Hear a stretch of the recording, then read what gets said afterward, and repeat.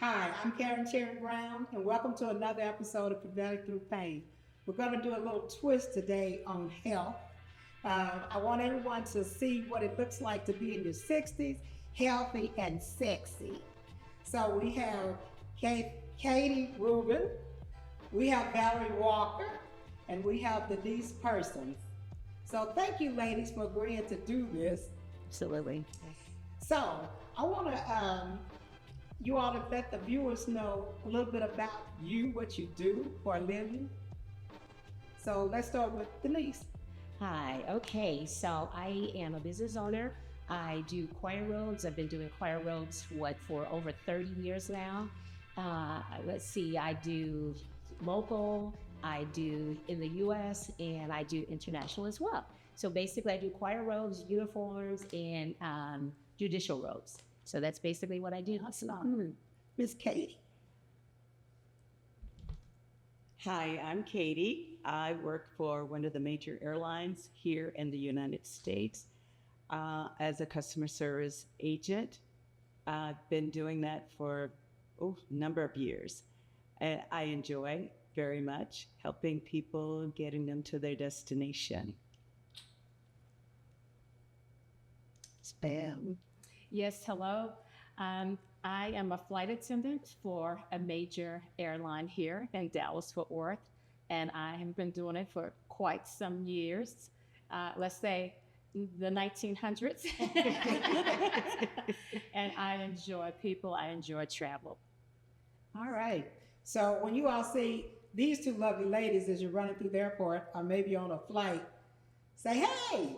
Yes. So, I saw Fat Joe on something not too long ago, the rapper Fat Joe, and he said, rewind the time as it relates to life and as it relates to age. So, with that being said, what comes to mind when you think about rewinding the time with yourselves? That's Well, funny. it's funny. Yeah, it's funny to me. Rewinding the time means to go back. Denise, I'm gonna need you to grab the mic. Okay, rewinding the time. I'm so sorry. Rewinding the times. It means to go back and maybe possibly to do a do-over. As it relates to me, I'm thinking that I am at the point right now in my life, being 60s, I'm good. All of the baby making years are over. All of the ex-husbands are over. But right now, rewinding the time, it's just not for me. But I'm really happy in my 60s. And I would agree with that. I would not want to rewind my time right now because I feel more confident in myself. I'm in a place where my worries are few. And I just enjoy me. I have fun with me, have fun with my family. So if I rewind my time, not so much. So I'm enjoying where I am now. Okay. And the same here. I would not rewind my time. I'd look at in aging or in your 60s, it's just a reflection of a culture shift. We are now feeling, looking, and acting much younger than what we are. And we're living longer, and we're just trying to do better with health wise and just trying to stay in with what's going on. So, no, I will not. I'm very comfortable with where I am now. So, and I'm gonna be real with you. For me, rewinding my time, when I heard him say that, I thought about my mother at my age, and so mine was trying to live healthier, which is what I do. Uh, Lost 17 pounds. Yes. A few more to go, but it's I just feel like because I'm the age I am, I don't have to look like what my mother and my grandmother used to look like, and so I am in a good space. I don't try to look younger. I try to feel as best I can. And that I think comes from eating healthier and, working out and stuff.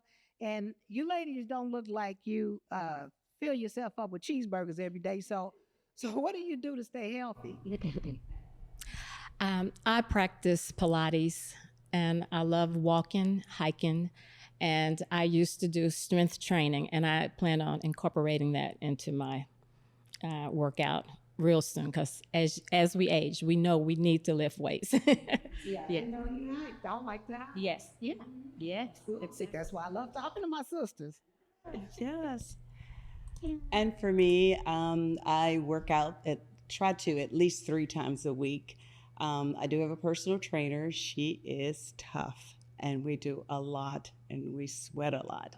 So I think working out, and she always say that working out it's a lifetime thing. You can't just do it every other day or every month. You have to do it every day to maintain mental health, just strength and energy. So that's what I do. Well, for me, walking is my guilty pleasure. I love walking. It helps me not just the, how do you say, what do you call it, burning the carbs and all of that, but it's a mental thing for me because I put my ear pods in, and usually I'm walking with my husband, but if not, I'm still with my ear pods. And diet is so important for me. I make sure that my breakfast is my first and biggest meal, and I'll usually walk after that. I still have some stuff that I need to get rid of, but at least I'm trying to maintain, where I am. This is probably the heaviest that I've been in my entire life, but I'm trying to maintain, strength training. I used to lift weights, however, I got injured because I am in my 60s. And because of that, I can't do the weights, the way that I used to. And so even the walking and everything, it just helps. It helps mentally and it helps physically. So that's basically what I do, walking and my diet. Yep. And for me, the walking piece is like in the mornings.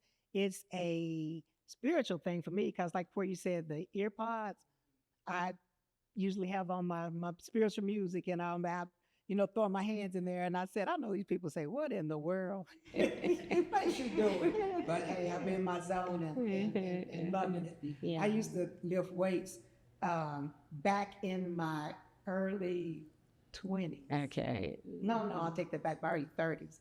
But my ex-husband used to lift weights. So I lifted weight because I thought if this Negro go off on me, we gonna both be strong. So that was more for my protection than try to look good. But I like to do weights now just because we want to hold those up under our arms when they start Absolutely. to sag. Those bat wings. Oh my God. Little bit Yes, stronger yes, yes. than we are. Mhm. So what's one thing that you worry less about now than you did when you were younger? For me, I worry less about growing old. I know it sounds a little cliche-ish, but I'm from a family of people that live a long time. My grandparents all lived past 90. My mother's 94, going on 95, going on 25. But I just saw a lot of my relatives, they grew old. And I just remember thinking, oh my goodness, I don't want to be like that. Because back then, they looked their age, and even some of them looked older. And so I used to worry about the fact that, oh my God, is it genetics? Is this something that I'm going to have to contend with, And so at this point in my life, I know that, I'm getting old, and praise God for that. However, I just know that right now, I believe that I'm the strongest that I used to, than I've ever been. And as I wake up in the morning, I see a different Denise. I don't see that same person, but I just don't worry about it anymore. I look to God, and I always focus in on the scripture that He is going to restore my youth. So I'm just waiting for that day. But right now, I'm enjoying my 60s. Yes. Yeah. For me, I worry less about what people say about me or what I'm doing. Because if you allow that to get into your spirit, it just disrupts your entire day, it can disrupt your life. There's so many children out there now that on the internet, and they're listening to what someone else say, and they're talking them into situations that they should not be in, committing suicide and all of that. So just being yourself and knowing who you are is very important. So less about what people think about me. Oh, good job. Good job. 'Cause I worry less about saying no and standing my ground. oh, that's good. That's good. Yeah, I follow my instinct, and so that is something that I says on that. You know, and I definitely agree about that. No, I think I said no years ago. I am number 2 of 7, and I've always been the go-getter, if you will. And so, because I was making a little bit more money than some of my family, they'd say, "Can I?" And I learned to say no real quick. Period. No explanation. I need to tell you why no. I'm just saying no. So good. The suicide thing. I was looking at something on TikTok the other day where this young girl committed suicide lying because there were 3, she was a young girl, 3 older women heckled that girl to the tune till she thought she would just commit suicide. And so it is so important that we don't worry so much. Yes. Yeah. Period. For sure. Period. I mean, and too, I was thinking like financially, because of, most of us have exceeded in our careers. I'm semi-retired, and back in the day when you're raising your family and everything, you're worrying. Well, I was worrying, if I was going to make this bill, make that bill, and then you think about college and all of that kind of stuff. But now, houses are almost paid off, cars are paid off, all of that kind of stuff. We've worked ourselves into this point of where we are right now. So finances is a big part. So I should have said that first. I don't worry at all. First of all, because I know that the Lord is going to supply my every need according to his riches and glory. But the thing of it is that like right now, I don't worry. I just don't worry. Even if there's something that I want to get done or whatever, I still don't worry about it anymore. So I had to come back and say that. Good. And that's why we have less wrinkles, because we stopped worrying about things. I just had to get that little jab in. So Don't worry. Be happy, right? Be I'm going to happy. flip this. At what age did you feel your sexiest? Go ahead, Miss KK. I felt my sexiest when I became in my 40s. At that time, I had come to know me and who I am and my purpose in life, and so what I was supposed to do, and start pressing forward toward that. So, it was my mid-40s, I started to feel sexier. And not on the outside. And I want y'all to know she said sexier. Yeah. Yeah, she said sexier. She already knew she was sexy. But just inside, more inside than out. By having just a loving spirit, a kind heart. Those type things. That's what make you, I believe, sexy or sexier to me. In my work, when I'm working, people are in line waiting for someone to assist them. And when they get to me, they say, "Oh, I was hoping I would get to you because I just see your spirit. You seem so kind, so calm." And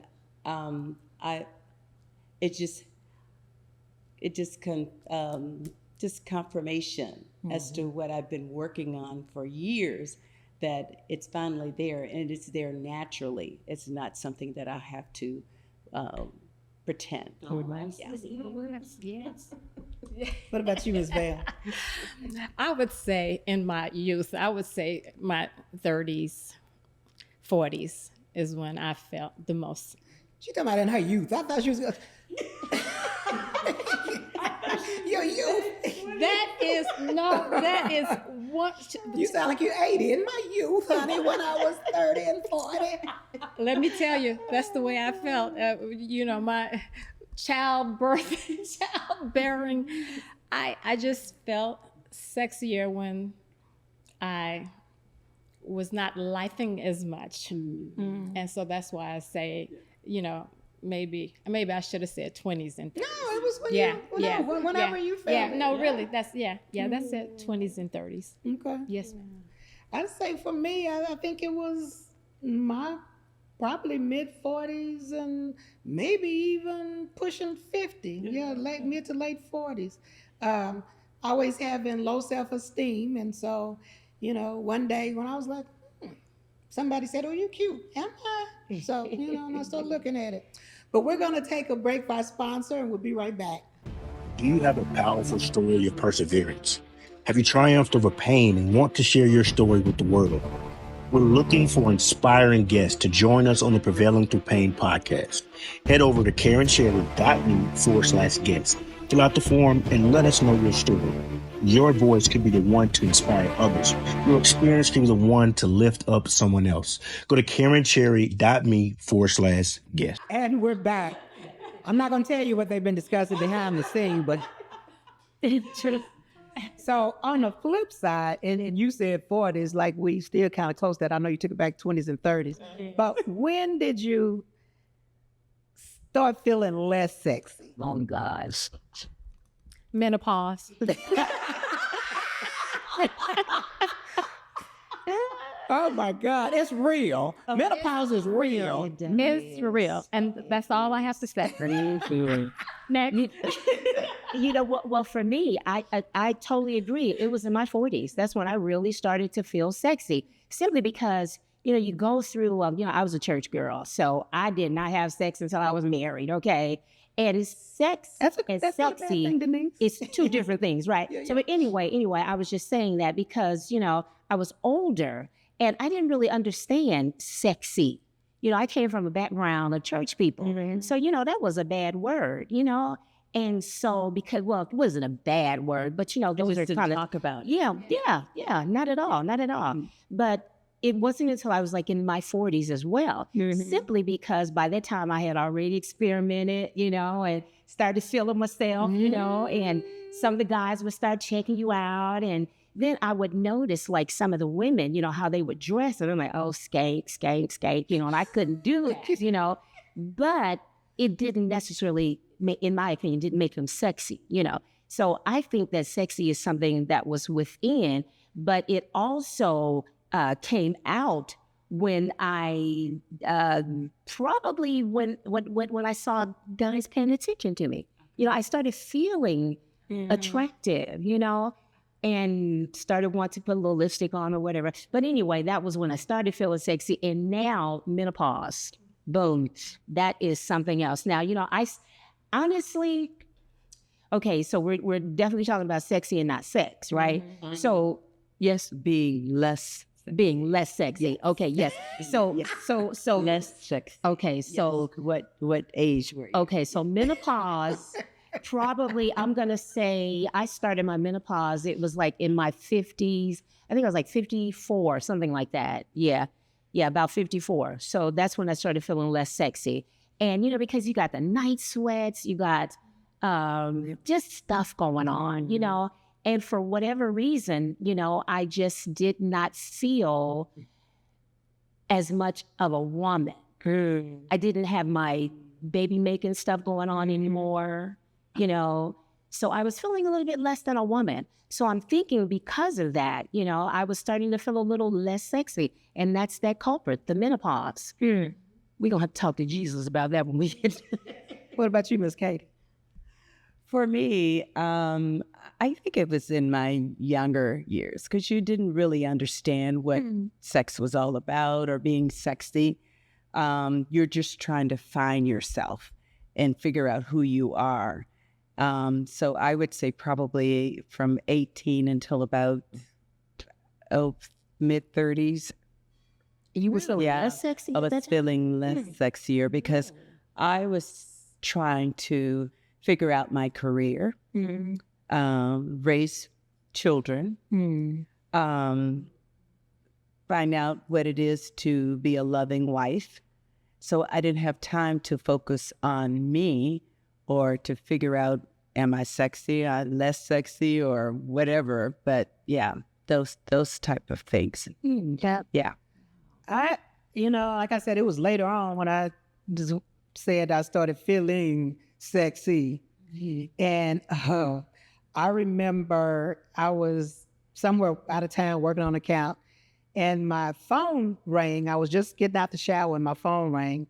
So I put a towel around me, ran and grabbed my phone, and it was my niece. So I brought the phone back in the bathroom, and I was drying myself, and I had the phone on speaker, and I started screaming. She said, "What's wrong?"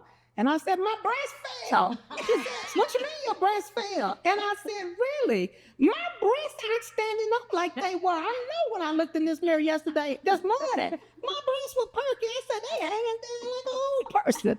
She said, "Oh my God." I said, "No, for real." And I think that bothered me for a while, because I was like, I was proud of these headlights and but thank God for was Victoria's Secret and all them that was sure. And we keep on pushing. But on the note of menopause, nobody ever said to me, when you go through menopause, what's gonna happen? Is one of my exes used to say mental pause. But nobody ever said that. So I'm gonna say I was shocked when, and this is about aging, when my coochie McCall got dry. Oh my. No, I was shocked. Nobody said that happens. And it's feeling like, and I'm saying this for you young folks, I'm telling you, and it felt like friction, having sex. But there are things out there, you just talk to your doctor about it. But I'm keeping it real.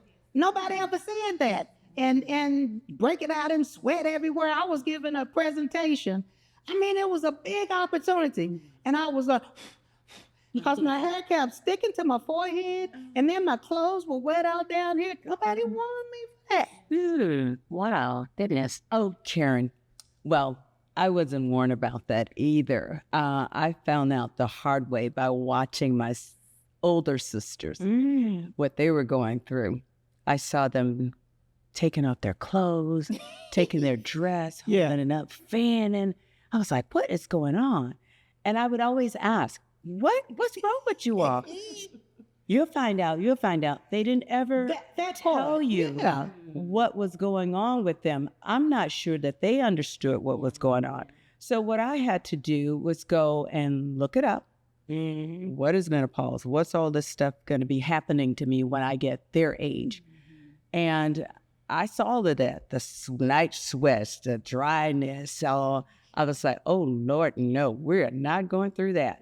So what I did was I started going to the health food store, and I started taking Evening Prime Rose. I started taking that at age 20.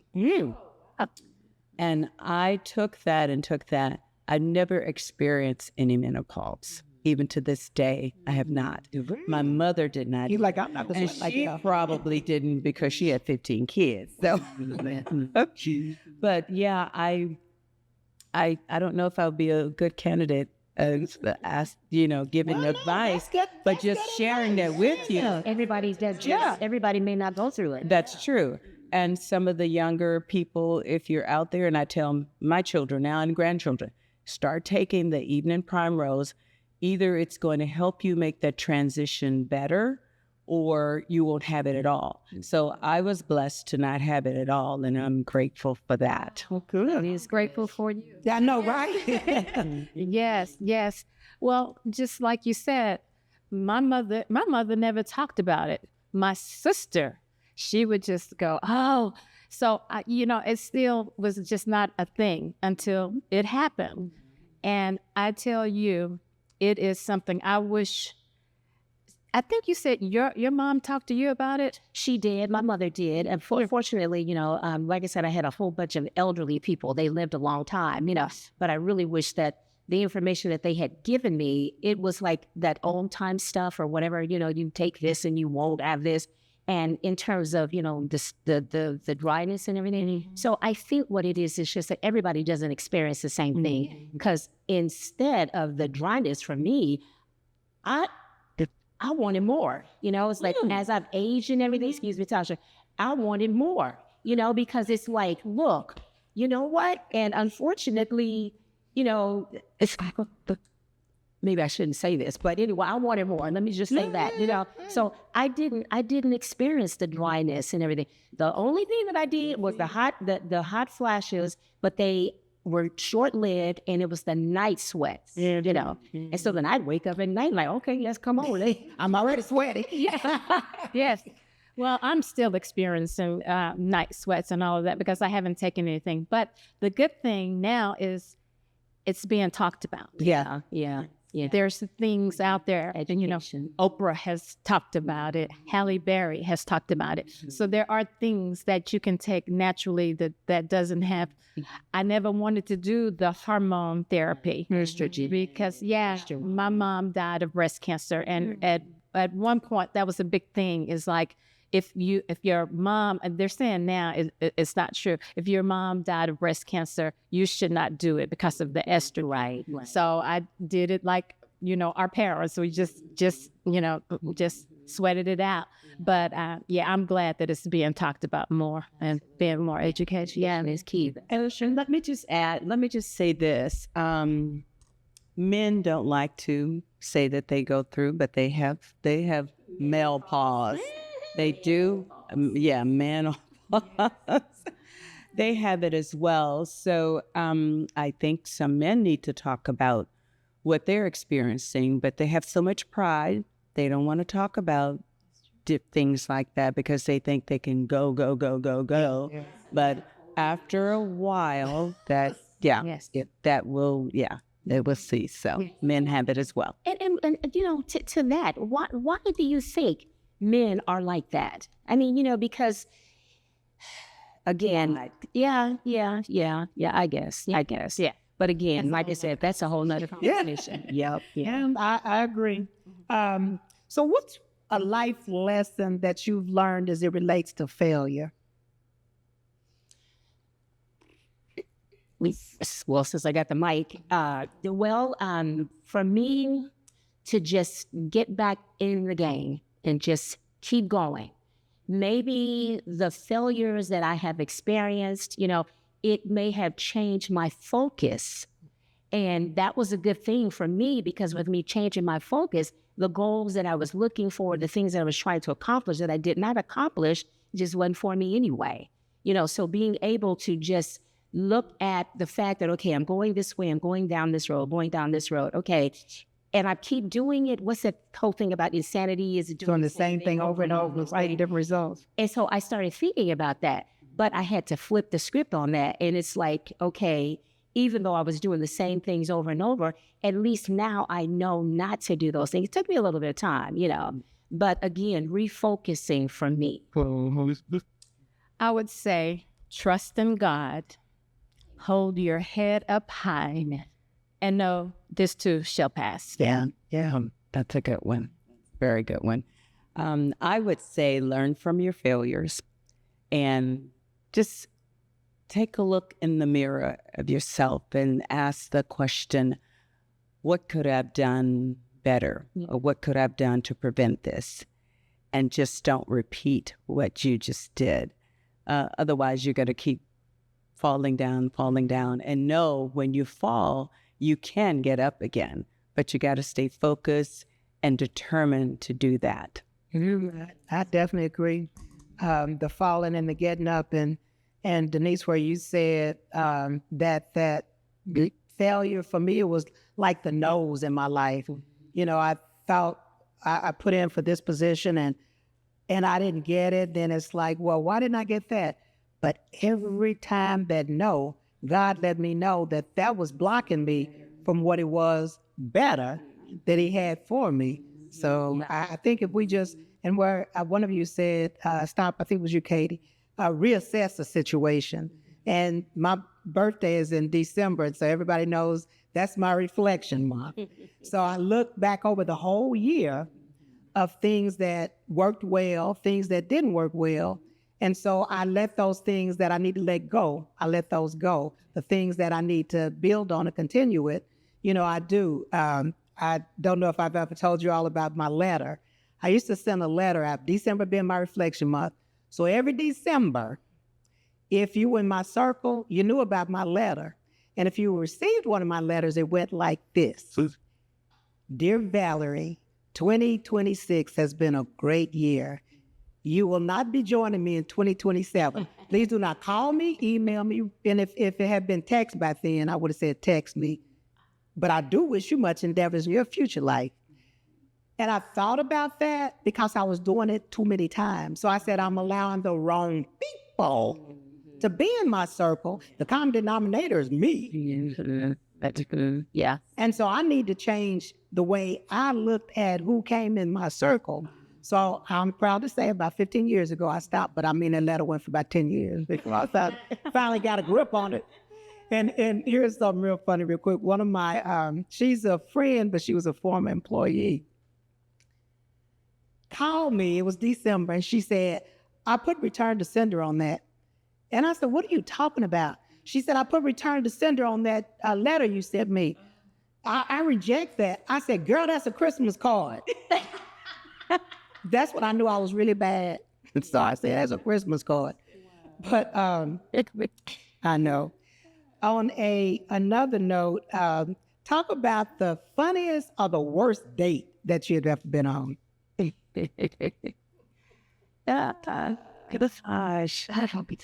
Okay, I've had a few. Go ahead, Val. No, go ahead. I'll talk about the funniest, one of the funniest dates. And that was with my husband now. It was our first date. We actually talked on the phone for quite a while and became friends, and we tried to get together and it was like, oh, well, my schedule doesn't meet your schedule. And we were both very laid back. Well, okay. And we just became friends over the phone. So finally, we decided to really get together. And we said, well, let's meet at the movies. And it was when Shaft, it was in 2000, with Samuel Jackson, the new show, Shaft. So I said, okay. So I told my girlfriend, told my sister, you know what, I'm going to meet my the guy that I've been talking to over the phone, blah, blah. And they go, well, can we go? They go, well, we're not going to sit with y'all. We just want to go. They said, we just want to check him out. I go, okay. So we all met at the movie. My girlfriend drove with me. My sister drove herself. We got out. He came in. And he was so laid back, was like, oh, okay. So he saw all three of us. And so, but we knew how each other looked. So he knew. And so he says to this day that, yeah, you had to have your posse with you to check me out to see if everything was okay. So that was really a funny first date. Sounds good. My husband and I, this was back in the 70s. Yeah. So I don't know if you guys remembered the movie called Earthquake, and Charlton Heston starred in this movie. And this was when the movies back in the day, they had, I forget what you call it, but it's the sound. The sound was so good because like right now we got good video, good audio and all that stuff. But this is when it first started. So anyway, in the earthquake, okay, so the earthquake started. Now, maybe about a quarter into the movie and everything was good. And this was our first date. And he was trying to hold my hand and I was trying to let him hold my hand. And the earthquake happened and all of this rumbling because of the new sound that was, in the theaters and stuff. This Negro got up and ran. Left me in the seat. And I'm thinking, oh no, this is going to be it. He left. No. Yeah, because it really sounded like an earthquake because of the run. He got up and he ran. That is and it's funny. And then he came back and I was like this for the entire time. But I still married him. she's always like this for the entire time. She married now. He's my husband. That's what I was going to ask. Is this the one you're married now? No. Yeah, I heard. She said husband. Yeah. Husband. I like that. Oh gosh, I'm sitting here trying to think of a real funny one. With Ken Ruben, I know you got some good ones. Well, this one, I'm a country girl, and he says he got a diamond in the rough. I'm like, okay, whatever. So my husband worked for one of the largest insurance companies in the U.S., and he took me to this party with him. And he's sitting and, he's out mingling and talking. And so I'm trying to make a conversation with other people, and they're coming up talking to me. So where are you from? Yeah, blah, blah, blah. Would you like a drink? I was like, no, because I'm not a drinker. However, this guy came up and he says, why don't you try this Bailey's ice cream? I call it Bailey's ice cream, but Bailey's. So he said, well, let's put it on the rocks. So, it'll really taste good. So he gave it to me and I started sipping and, sipping and stuff. This tastes so good. So I'm sipping. He said, you want some more? I was like, sure. So sipping. And while Ken is around, talking and everything. And I'm sipping and I don't know how many I sipped. But when he came back, he said, you ready to go? I said, oh, yes, I'm ready to go. So I went to make a step and I went, Oh, he was like this, lush. no, what? But I said, oh no, but my legs won't move. I remember that. My legs won't move. He said, okay, I just need you to hold on to me and I'm going to walk you. No, I was so embarrassed. That was the funniest. I said, I'm so sorry I messed up your party. He said, oh no, you're fine. It's okay. So good. Was funny to that one. Look, I could give you a million with my husband, but my funniest one was no husband. I was between husbands, and my sister and I were living together. And this is when you had call waiting and all this kind of stuff, right? And this guy calls and he says, can he speak to, her name is Deronda. It was something like Dorica or something like that. And I said, Deronda? And he said, yeah. I said, well, she's not here. So he said he was in her class and they were getting ready to have a class reunion. I said, oh, your class is 76. He said, yeah. He said her name wrong. I give him her name. He said he was in her class. I said class of 76, but I'm still not, I'm giving this man answers. Yeah. And so anyway, he was like, so I should know you. And I said, well, what school did you go to? He said, well, because we're doing a joint with he said the high school. So I said, well, I'm a West Sider. And I was a year behind her, blah, blah, blah, blah, blah. We talked for about 30 minutes. Then he called back, the next day or so, and we talked. So we finally decided we were going to meet to have dinner. Mm-hmm. So I asked him, he was asking me to describe myself. Oh, I'm 5'6" and whatever I weighed at that time. And I think I had a jerry curl. I'm dark, blah, blah, blah, blah, blah. So he describes himself, right? Tall, dark, handsome from his description. So the day, which was a Friday evening, we were supposed to meet, I asked him, I said, I'm going to have on, and I said what color I was going to have on, this pink and gray. And so he said, well, I haven't decided yet. It's that day, but that's okay. I'm supposed to be standing out we're going to meet in front of the restaurant. So I'm standing there, and boy, this tall, dark, and handsome guy, I prepped up like this. And he walks right past me. Okay. So then I'm like, maybe he wasn't attracted to me or whatever. So I'm gonna stay here a little bit longer just in case that wasn't him. What I tell you was Friday the 13th, and it really was. And Freddy Krueger came up there and said, Karen, this is true story. He's dragging one leg, and he had stuff going out of his eye where it was dry on his cheek. Oh, no. And I try not to be shallow, but I was like, heck no. But I didn't say heck no. I'm keeping this GP. And I looked across the highway, and it was a Waffle House on the other side of the highway from, the restaurant where we were. So I said, I just came out of there, and they have an hour and a half waiting list.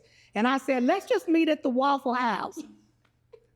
Do you think I went to that Waffle House? I wouldn't have been as shallow, maybe, if he hadn't said, I got a peg leg, I got an eye that runs all day.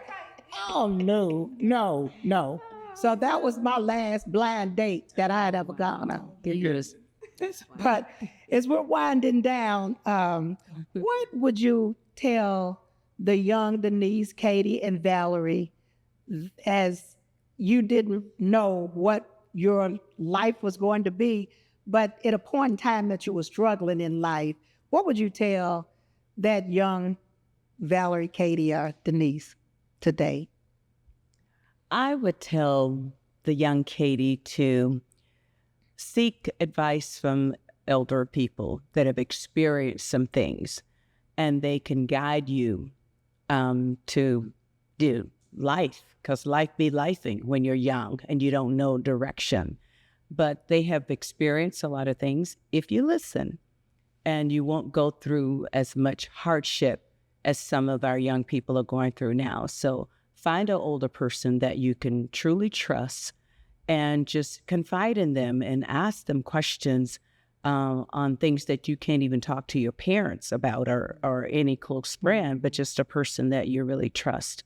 And that's what I would tell a young Katie to do. Okay. And I did do that, and it made my life much, much better.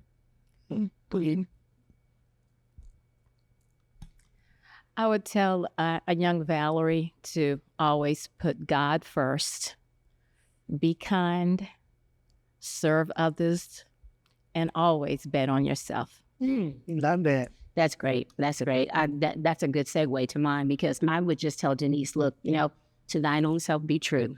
Seriously. To thine own self be true. Seriously, because, if you are worried, like you said earlier, not worrying about what people think about you and everything, had I taken that and decided to just do the things that Denise wanted to do, the true things that I knew that I was capable of doing and wanted to do, just go ahead and do it. Just do it, because you're going to make mistakes, but if you are true to yourself, then you can be true to other people. And life will take a different, life will just be a little bit different, because I didn't do that.